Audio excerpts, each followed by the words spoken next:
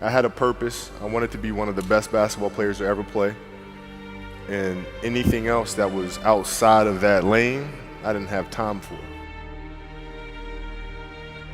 There's a quote from one of my English teachers at Lower Merion named Mr. Fisk. He had a great quote that said, "Rest at the end, not in the middle." And that's something I always live by. I'm not going to rest. I'm going to keep on pushing now. There are a lot of answers that I don't have, even questions that I don't have. But I'm just going to keep going. I'm just going to keep going, and I'll figure these things out as we go, right? And you just continue to build that way. So I try to live by that all the time. At what age did that goal become crystal clear? I made that deal with myself at 13 years old. At 13 years old? 13 years old. That's the you deal were I made. crystal clear about it? Crystal clear. And where did inspiration come from? The love of the game. The love of the game, the challenge. Like I would watch Magic play, I'd watch Michael play, and I would see them do these unbelievable things, and I'd say, you know, can I get to that level? I don't know, but let's find out. Let's find out. And so that curiosity to see where I could push this thing led me down that path, I think. I had a summer where I played basketball when I was like 10 or 11 years old, and here I come playing, and I don't score 1 point the entire summer.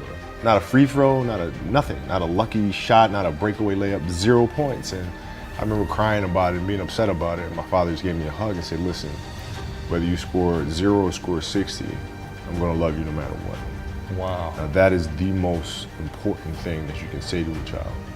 Because from there, I was like, okay, that gives me all the confidence in the world to fail. I have the security there. But to hell with that, I'm scoring 60. And from there, I just went to work. And I stayed with it. I kept practicing, kept practicing, kept practicing. I think that's when the idea of understanding a long-term view became important.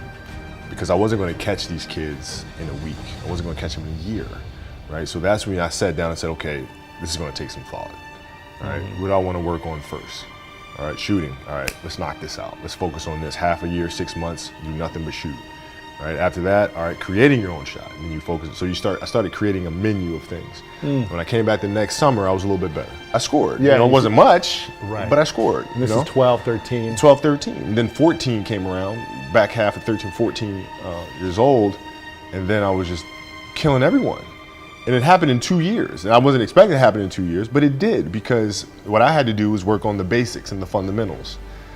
While they relied on their athleticism and their natural ability. And because I stick to the fundamentals, it just caught up to them. And then my body, my knees stopped hurting, I grew into my frame, and then it was game over. Wow. Were you always competitive from the day you were born? You were super competitive? Competitive with things that I participate in. So I'll put it to you this way. So basketball for me was the most important thing. So everything I saw, whether it was TV shows, whether it was books I read, people I talked to, everything was done to try to learn how to become a better basketball player. Everything. And so when you have that point of view, then literally the world becomes your library to help you to become better at your craft.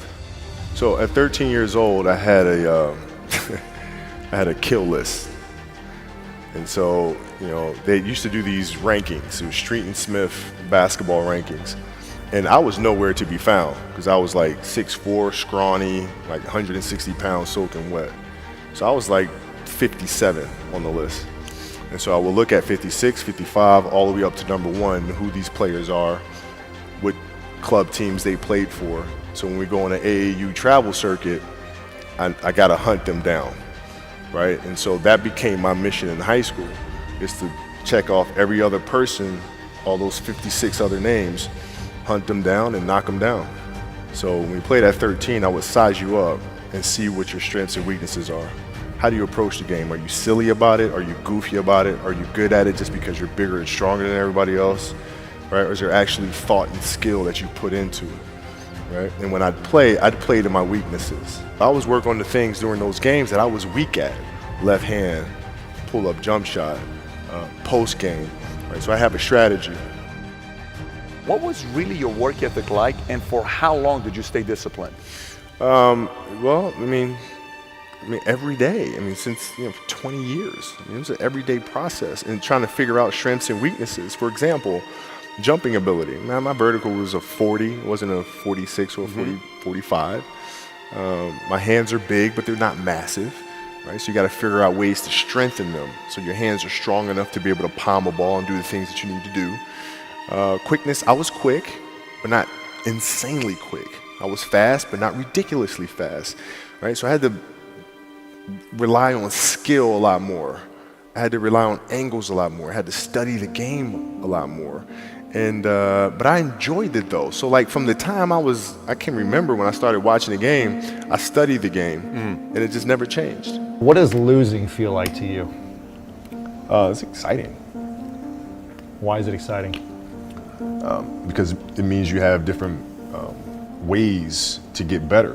There's certain things that you can figure out that you can take advantage of, right? Certain weaknesses that were exposed that you need to shore up, right? So it was exciting. I mean, it sucks to lose, Right. but the hardest thing is to face that stuff. That's a really, really tough challenge. How did you get mentally and emotionally so strong where it doesn't bother you? Well, you got to look at the reality of the situation. Like for me, it's not, you kind of got to get over yourself, right? And then after that, it's okay, well, why did those air balls happen? Got it. I didn't have the legs. So you look at the shot, every shot was online. Every shot was online, but every shot was short, right? I got to get stronger. I got to train differently. The weight training program that I'm doing, I got to tailor it for an 82-game season so that when the playoffs come around, my legs are stronger and that ball gets there.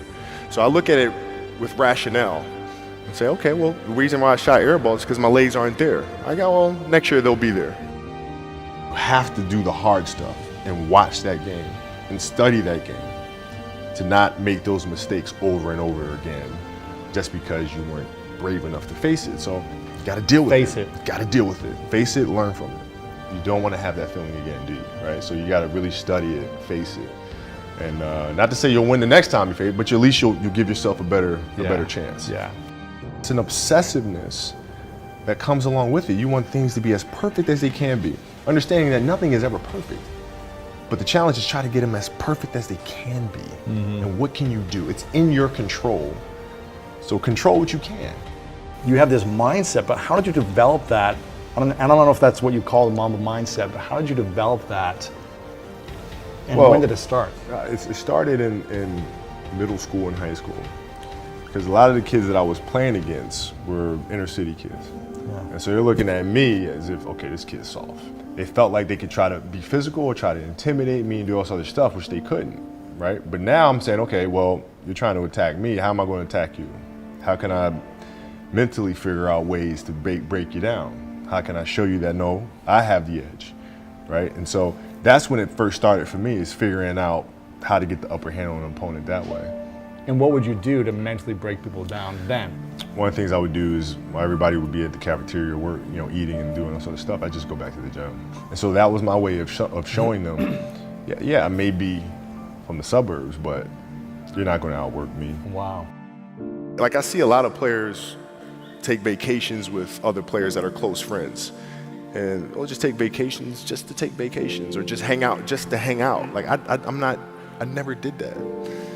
But it was a Why not choice. though? Why didn't you do that? Well, because when I retire, I didn't want to have to say, I wish I would have done more. I don't want that. I played games with the flu. I played games with 102-degree fever, man. We had a game against Toronto in 2000, and Vince was tearing the league up. My back was jacked. So I would be in the layup line like, okay, there's a lot of days where you can rest and recover. Today ain't one of them. Your back can bother you any other day. That ain't bothering me today. He gonna have to see me today. You're playing against the Golden State Warriors. Score is 107-109. You guys are close to getting into the playoffs. You know exactly what happens in the game. You go up, you're about to take your shot, and then all of a sudden, boom, Achilles happens, right? Friend of mine, Nima, he is here just to listen to. He played ball.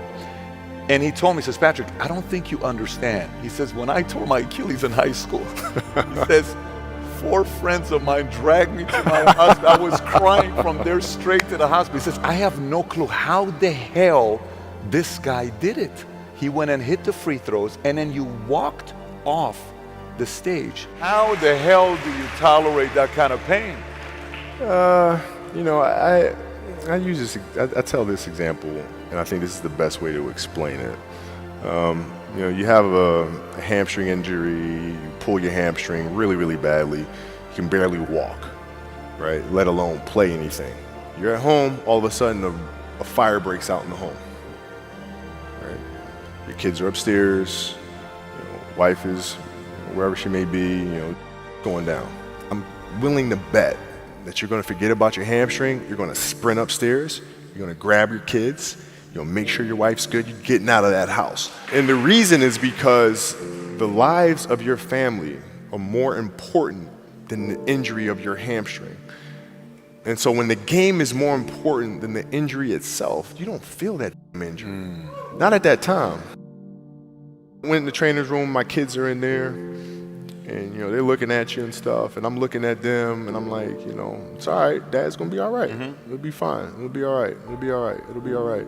As a parent, you gotta set the example. You gotta set the example. This is another obstacle.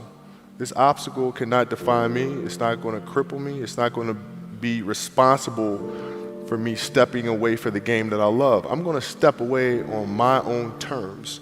And that's when the decision was made that, you know what, I'm doing it. You gotta lead by example. As parents, you gotta lead by example. If you want your kids to do whatever it is they want to accomplish in life, you have to show them. You gotta show them. The definition of greatness is to inspire the people next to you.